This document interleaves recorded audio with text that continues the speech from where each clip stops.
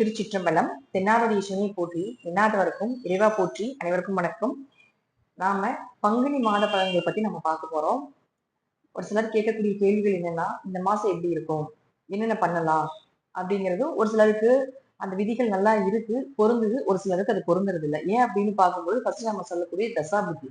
ரெண்டாவது இப்ப பாத்தீங்கன்னா இந்த கிரக சேர்க்கைகள் அப்படிங்கிறது ரொம்ப முக்கியம். இப்ப சூரியன் சனி சேர்க்கை, சூரியன் சுக்கிரன் சேர்க்கை, செவ்வாய் ராகு சேர்க்கை, செவ்வாய் புதன் சேர்க்கை, இது போல எல்லாமே பாத்தீங்கன்னா உங்க ஜாதகத்தில் இருக்கு அப்படின்னா அந்த மாதம் அந்த பலன் அப்படிங்கிறது கண்டிப்பாக நடக்கும் அப்படிங்கறதுல மாற்று கருத்து இல்லை. இப்ப பொதுவா பாருங்க, சூரியனும் சனியும் சேர்ந்தோம்னா தந்தைக்கு ஆகாது, தந்தையும் அவனும் சேர்ந்து இருக்க மாட்டாங்க. அதே போல பாருங்க, இதே ஆண் ஜாதகமா இருந்துன்னு வச்சுக்கோங்களேன், பூர்வீக சொத்துக்களை பிரச்சனையாகும், பித்ரு தோஷங்களை சொல்லுவோம்.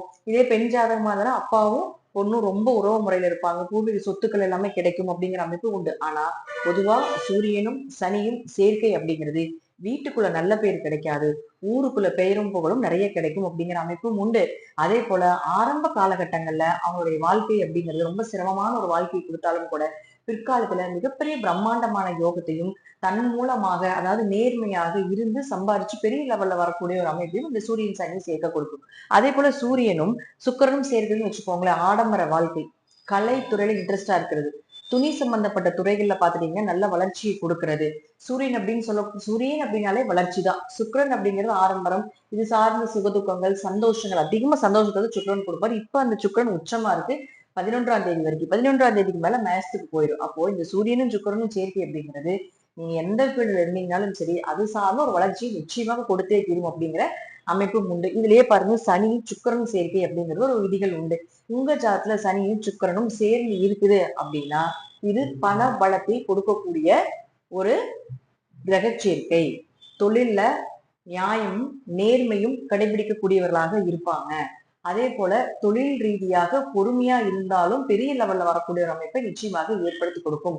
பெரிய பணப்புழக்கம் உள்ள ஒரு அமைப்பு அப்படிங்கிறது இந்த சுக்கிரனும் சனியும் சேர்ந்திருக்கக்கூடிய ஒரு அமைப்பு. அப்போ சொந்த தொழில் பண்ணக்கூடிய அமைப்பு எல்லாமே பாத்துட்டீங்கன்னா இந்த ஜாதகத்துல சனியும் சுக்கிரனும் சேர்ந்திருக்கக்கூடியவர்களுக்கு நிச்சயமாக இருக்கும்.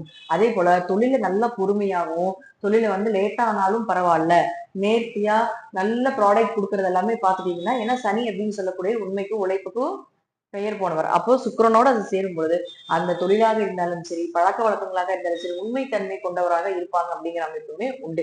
அடுத்தது செவ்வாய் ராகு சேர்க்கை. செவ்வாய் ராகு சேர்க்கை ஒரு பெண் ஜாதகத்தில் இருந்தால் அது மாங்கல்ய தோஷம்.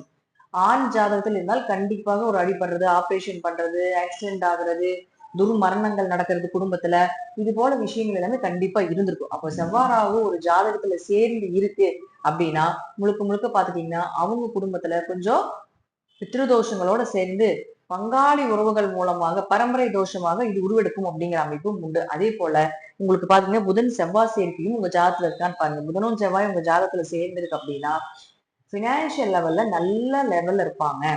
தொழிலாக இருந்தாலும் சரி, குடும்பத்தை கரெக்டா மேனேஜ்மெண்ட் கொண்டு போறதாக இருந்தாலும் சரி, எதுலையுமே கொஞ்சம் ஸ்பீடா செஞ்சு அதை அதனுடைய லைஃபை என்ஜாய் பண்ணக்கூடியவங்களா இருப்பாங்க.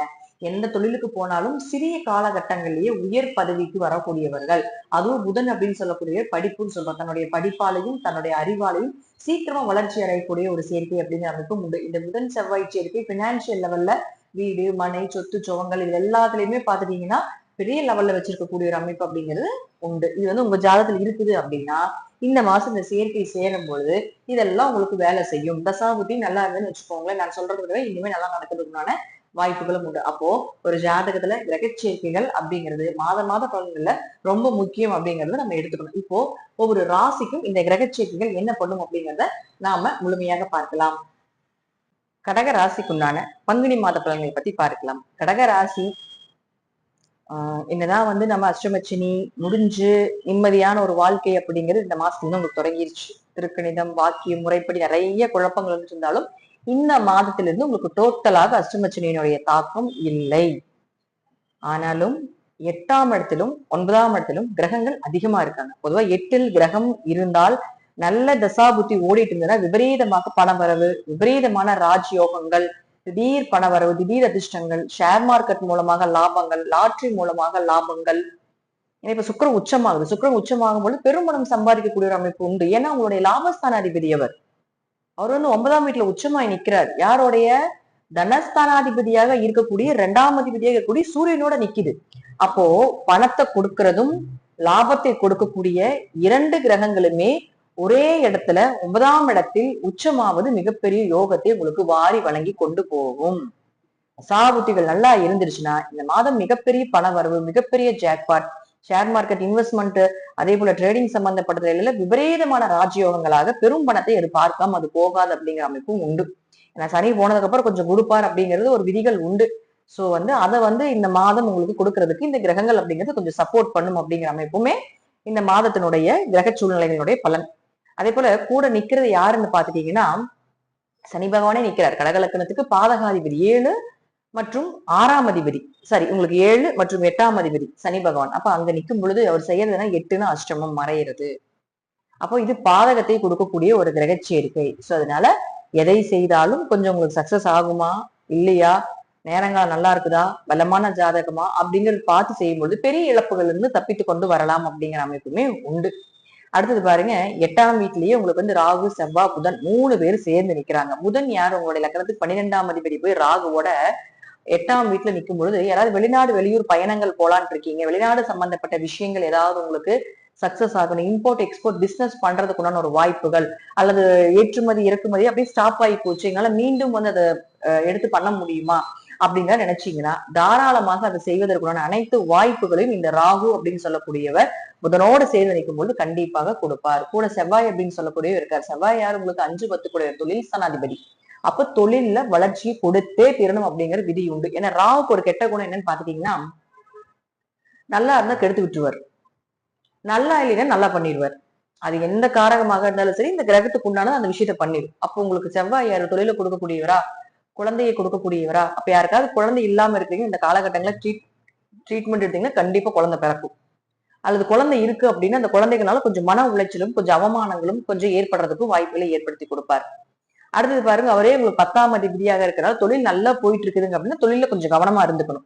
இல்லைங்க தொழிலே ஓடலீங்க, வருமானம் கம்மிதான், எதிர்பார்த்த லாபங்கள் இல்ல, என்னடா பண்றது நான் ஓட்டிட்டு இருக்கிறேன் அப்படின்னா இந்த மாசம் கொஞ்சம் வருமானத்தை அதிகப்படுத்தி கொடுக்கறதுக்கான வாய்ப்புகள் உண்டு. ஏன்னா சுக்கிரன் நீங்க 11ஆம் தேதி வரைக்கும் இந்த உச்சம், அதற்கு மேல பாத்தீங்கன்னா உங்களுக்கு 10க்கு வந்துருவார். அப்போ 10க்கு வரக்கூடிய காலகட்டங்கள் லாபஸ்தானாதிபதி 10ஆம் இடத்துக்கு வரும்போது கண்டிப்பாக தொழில லாபத்தை கொடுத்தே ஆகணும். இப்ப இங்கிருந்தாலும் யோகம் தான், இங்கிருந்தாலும் யோகம், தன்னுடைய சொந்த வீடு வர சுக்கிரன் பார்க்கும் 4ஆம் இடத்துல.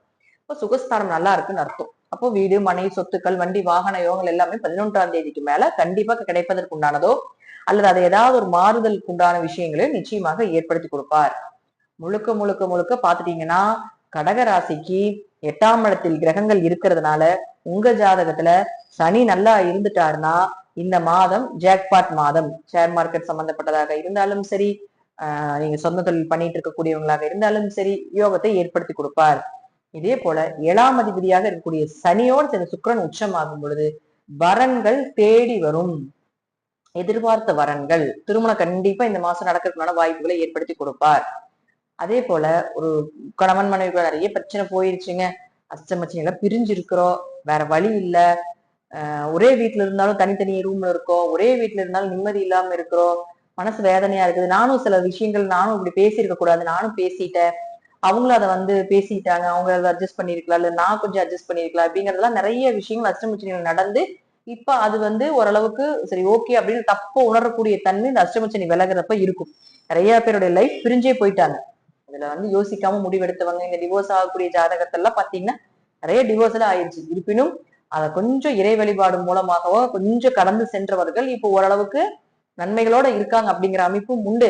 அதே போல ஒரே இடத்தில் இருந்தாலும் கணவன் மனைவிக்குள்ள பிரிவினைகளை இப்போ சுமந்துட்டு இருக்கக்கூடியவர்களாக இருந்தாலும் சரி, இப்போ வரக்கூடிய காலகட்டங்கள் கொஞ்சம் நிம்மதியும் சந்தோஷமும் கொஞ்சம் அந்த மன வலிகளும் வேதனைகளும் எடுத்த தப்பான ஒரு டிசிஷனுக்கு ஒரு நல்ல தீர்வும் கிடைக்கும் அப்படிங்கிறது தான் இந்த மாதம் கடகத்துக்கு நிச்சயமாக கிரகங்கள் உணர்த்தக்கூடிய ஒரு விஷயமாக இருக்கும். சோ கடகம் கலங்க வேண்டாம், மீண்டும் எழுந்து நடப்பதற்குண்டான, மீண்டும் எழுந்து போராடுவதற்குண்டான, மீண்டும் எழுந்து ஜெயிப்பதற்குண்டான ஒரு மாதம் இந்த மாதத்துல இருந்தே தொடங்குது அப்படிங்கிறத நீங்க மனசுல எடுத்துட்டு முழுக்க முழுக்க உங்களுடைய விஷயங்களை நோக்கி உங்களுடைய விஷயங்களை நோக்கி புறப்படுங்க அப்படிங்கிற அமைப்பு தான் இந்த மாதத்துக்குண்டான கிரகங்கள் சொல்லக்கூடிய ஒரு விதிகளாகும். இப்போ நாம இந்த மாசம் என்னென்ன நடக்கும் அப்படிங்கிறத ரொம்ப தெளிவா பார்த்துருக்கோம். இதெல்லாம் உங்க தசாபுத்தி படி நான் சொல்லக்கூடிய கருத்துக்கள் சிறிது மாறுபடும். அதே போல நம்மளுடைய சேனலை சப்ஸ்கிரைப் பண்ணிக்கோங்க.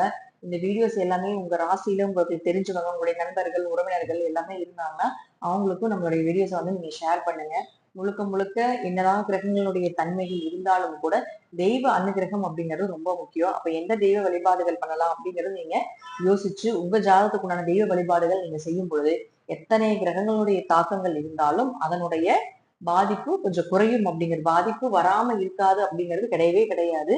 பாதிப்பு குறையும் அப்படிங்கிறது மட்டும்தான் அமைப்புண்டு. அதே போல எத்தனை யோகங்கள், எத்தனை விஷயங்கள், பாதகங்கள் எந்த ஒரு கிரகமாக இருந்தாலும் யோகத்தையும் கொடுக்கும், பாதகத்தையும் கொடுக்கும், நல்லதையும் கொடுக்கும், கெட்டதையும் கொடுக்கும். அப்போ நாம ஒரு விஷயத்த நல்லதை மட்டும் எடுத்துக்கிட்டு கெட்ட விஷயங்கள்ல கொஞ்சம் தலையிடாம இருக்கிறதுக்கு இந்த தெய்வம் அப்படின்னு சொல்லக்கூடிய இந்த கோவில் வழிபாடு, ஆன்மீக வழிபாடு, குருமார்களுடைய வழிபாடுகள் எல்லாமே நம்மளுக்கு எப்பொழுதுமே துணை இருந்து நம்ம ஜெயிக்கிறதுக்கான ஒரு வழிகளை கொடுக்கும் அப்படிங்கிற அமைப்பும் உண்டு. உங்க ஜாதகத்தை செக் பண்ணிக்கோங்க. இது எல்லாமே நான் சொல்லக்கூடிய கருத்துக்கள் தசாபுத்திகள் ரீதியாக சிறிது மாறுபடும். நன்றி. மீண்டும் ஒரு நல்ல பதிவுல சந்திக்கலாம். திருச்சிற்றம்பலம், தில்லையம்பலம், ஸ்ரீ நரசிம்மர் திருவடிகளே சரணம்.